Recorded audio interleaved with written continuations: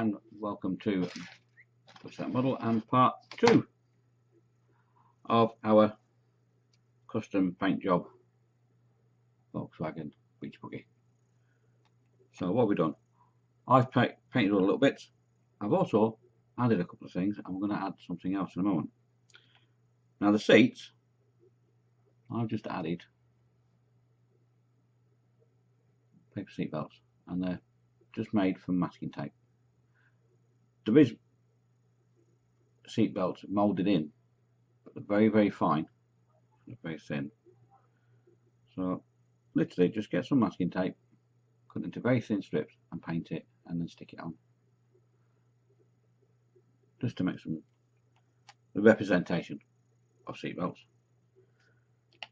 I've also done the decals on the tyres. These are a nightmare to get on the fiddly. You can get them there, but they are very, very fiddly, and you're not going to get it 100%. I'll tell you, they're a pain to do. So, what else didn't I like about it? I don't like the lights, the backlights. Having built this kit before, the backlights give you decals that you have to bend and form. Don't like it. Don't like it. So we're gonna change this a little bit. On this one, you don't have to. You can use the decals, and the same with the headlights. Don't like the headlights. There's no lenses or anything, just a moulded plastic piece. We're going to change that slightly, so we'll do that now. So we'll get a bit of paper, and we'll get a bit of a 2-part resin, and we only need a little bit, thankfully. That's all I've got. A little bit. So we'll mix it up. Make sure it's properly mixed.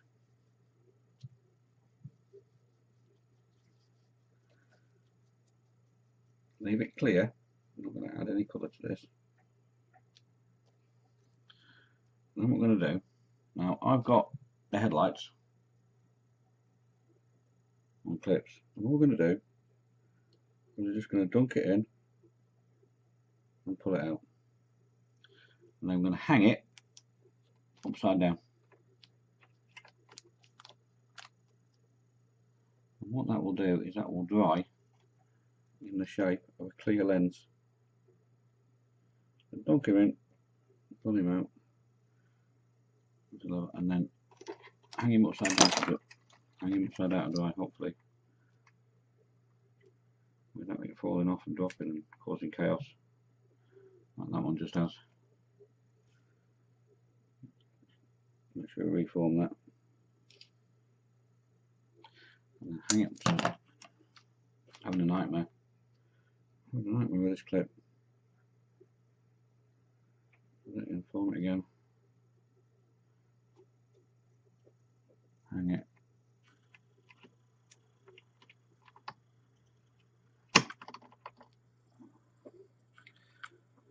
I'm happy with that. Let's try a different one.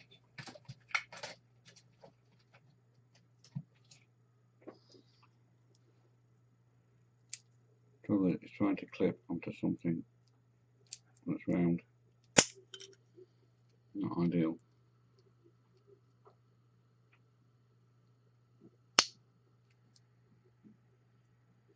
So hopefully that will stay there for 5 or 10 minutes it takes for that to dry. And then what we'll do then is the back lens, all we're going to do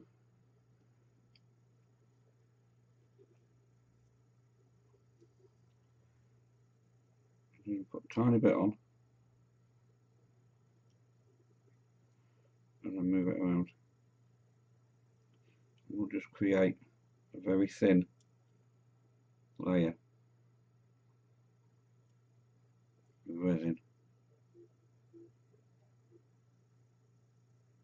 on the front, and then we'll leave that to dry, and that will form a lens, and then we can use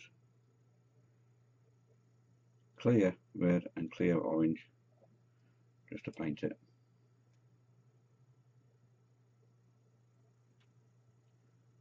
And hopefully will look better than the decals that it comes supplied with. So, hopefully I do things on camera. Dave's an idiot, don't be like Dave. So literally just move it about on there, form the lens, stand him up and leave it to dry, and then throw this bit away.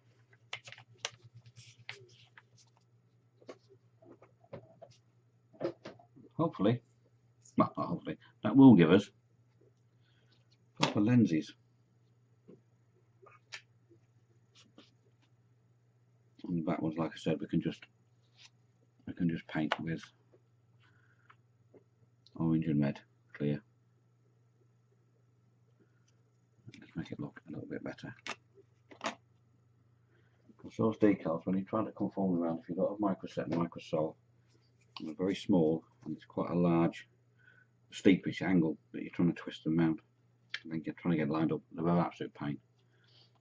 Well then, so what I'll do now, we'll pause this for a couple of seconds, for you, for a second, half a second, we'll let these lenses dry, and then we'll crack on and we'll get it all put together. So I'll see you in a minute, in a second. Time machine. Time machine. Right. Lenses have had time to dry. So what we're going to do next, we're going to put it all together.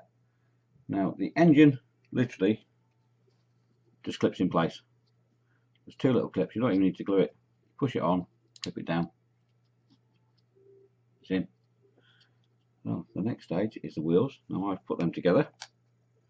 And then you've got these plastic stubby things, little axle things. And the best way to do it is push one on first.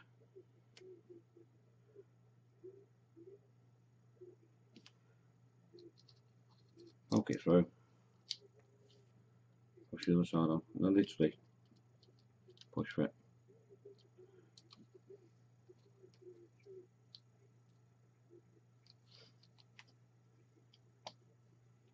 Same with the other side.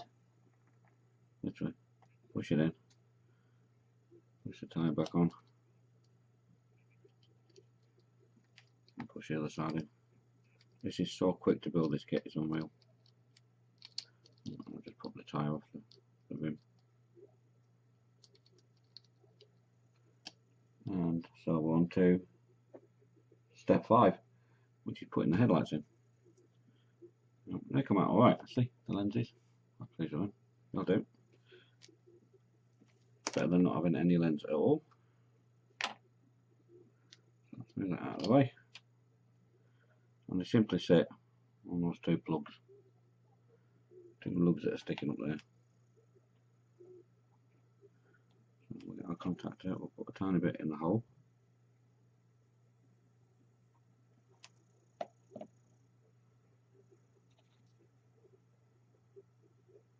Literally, we'll push it on. Same on the other side. The hair on there, get off. Tiny bit in the hole.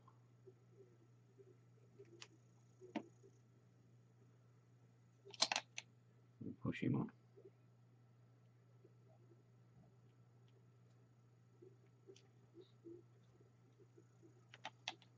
It's a really quick build.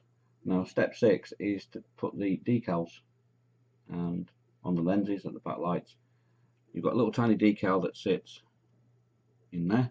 I've already placed that. I've also already placed the decal on the dashboard. Now remember what I said to you about planning your build?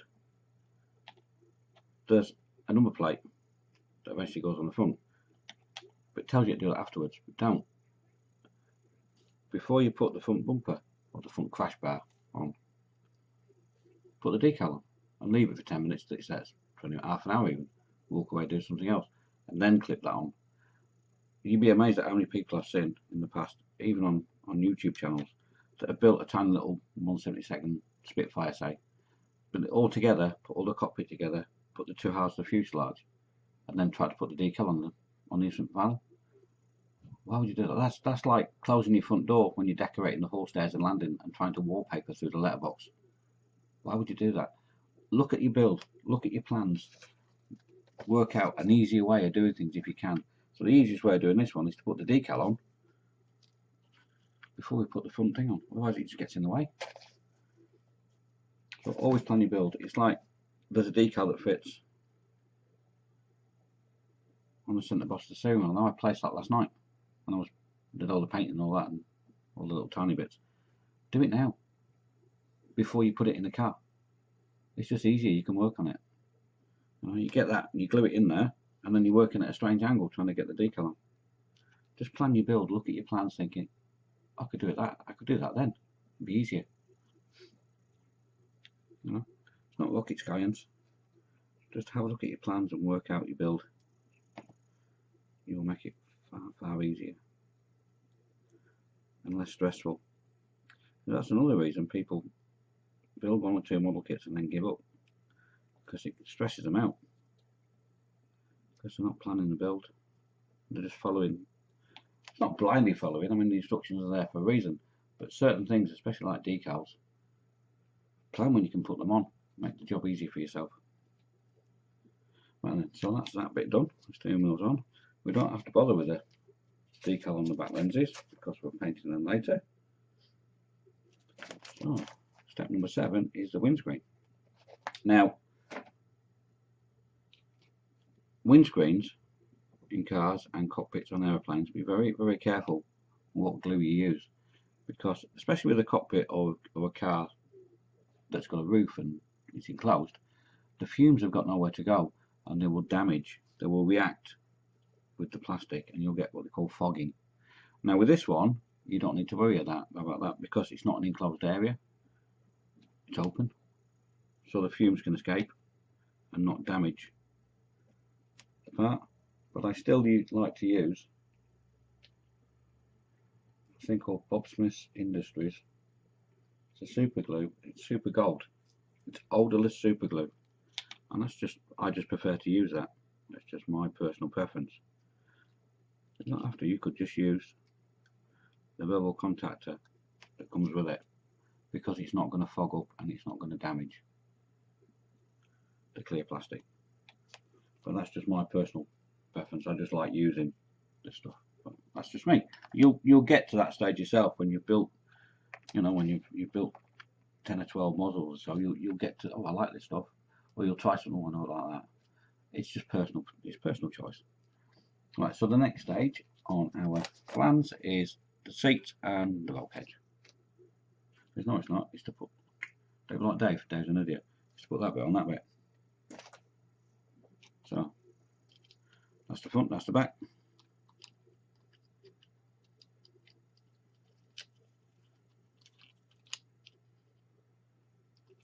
Now you've got 2 clips offset,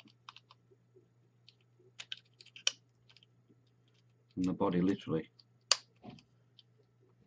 just clips on.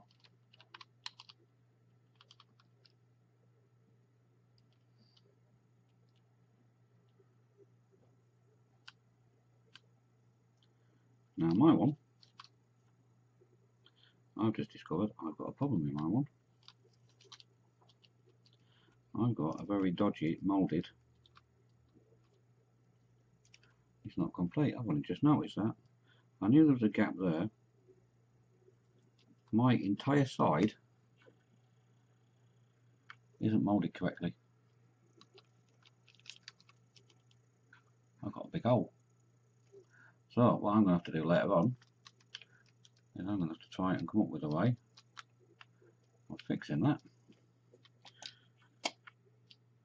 But this is about the paint job, this build. I shall be writing a very stern letter to Revell. What the heck is that? That is absolutely shocking that that's moulded like that. I never even noticed it until now. So, well done, Revell. Can we have a kit that's moulded properly next time? Thank you. Right, so we'll put the seats in. Yours, hopefully, won't be like that. Yours will be fine. What I'll do, I shall write to Revell and get them to send us, hopefully, send us another body. I'll take pictures of that. Email it to Revell and say, what sort of crud are you pumping out? And then I'll have to paint all that again and rebuild it for you. We'll do that later. Find out what response we get. Right then, so anyway, let us carry on with what we can do to this, just to show you the paintwork at the end of the build.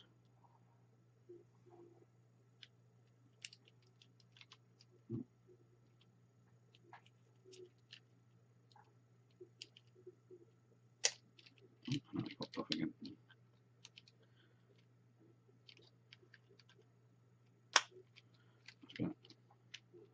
So make sure you get your seats in at the right angle.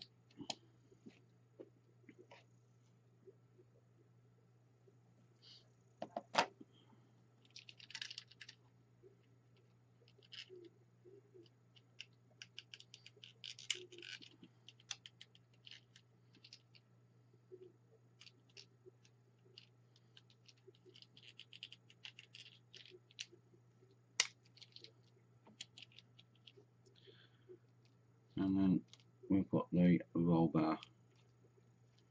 Still not the right angle.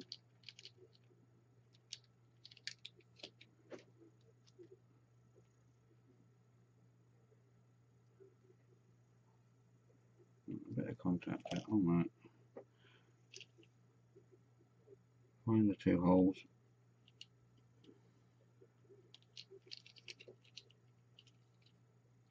And very carefully, because this is quite flimsy, this thing.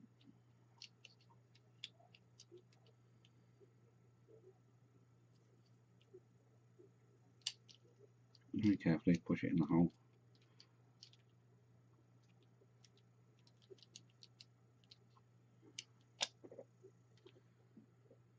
Right, we can put the back bumper on because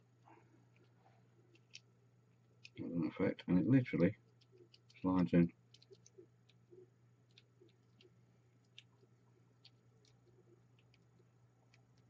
It's a bit tight. Be careful you don't snap. And it will go to the stops, and you know that it's in there.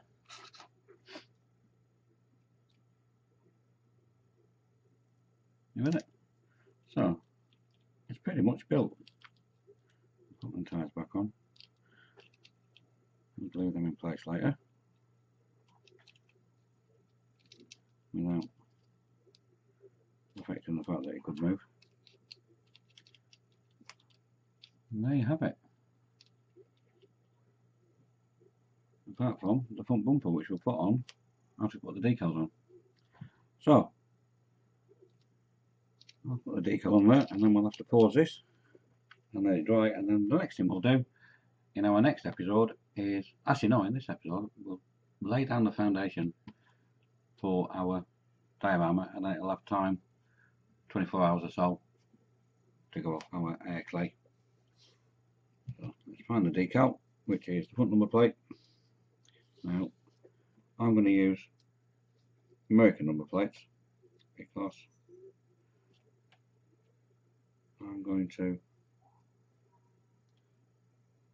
make this as if it's in California somewhere. I'll try leave that to soak for a minute until it starts to move on its own accord quite freely.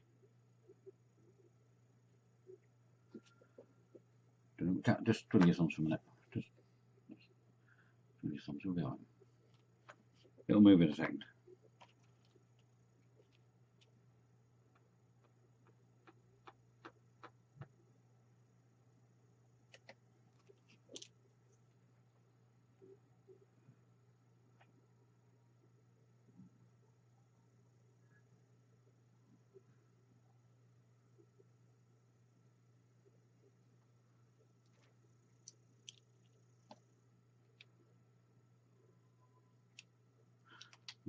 It should be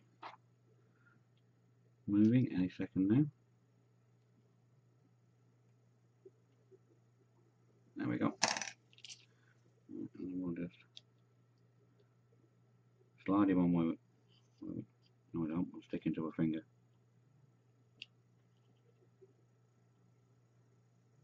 Can't do this. Jack-handed. There we go. Right. And then we'll put him. A bit of water on there. Just slide. Slide.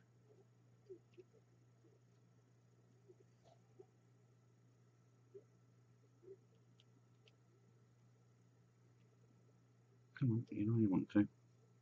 There we go.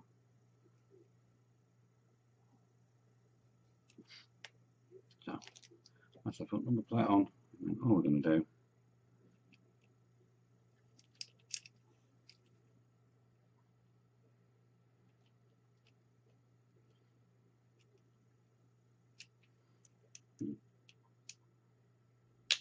come on.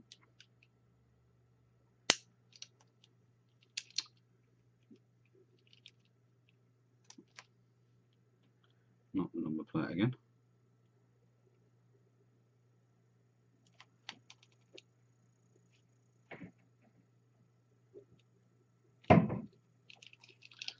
Right, we'll leave that to dry before we try and fit that bit. So I'm going to get organised to do the diorama bit, so I'll see you in a minute, in a second. It's a time machine.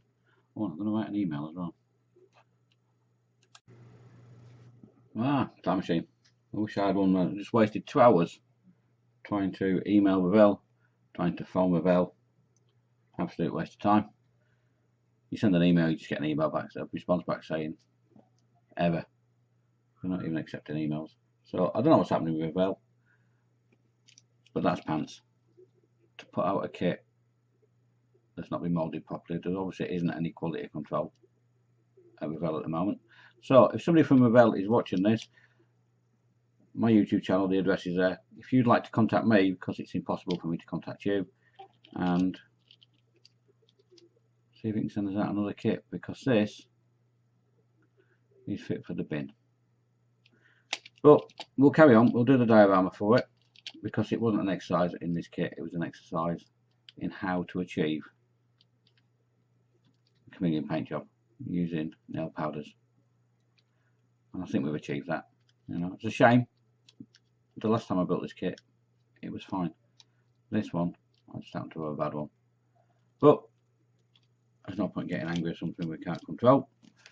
So the diorama, we're just going to put it in a little 6x4 frame. I'm going to clean this frame up, and then all I'm going to do is I'm going to put the Das Air clay on it and put a bit of a banking, and then we can have the palm trees on the banking. So I'll get on with that, and I'll see you in part 3, which will be putting this on its diorama with its trees and that, and taking pictures downwards like that. Then you can't see the fact that there's big holes in the side of it. So thanks, Revell. We'll choose a different subject next time, and I'll see you in episode 3.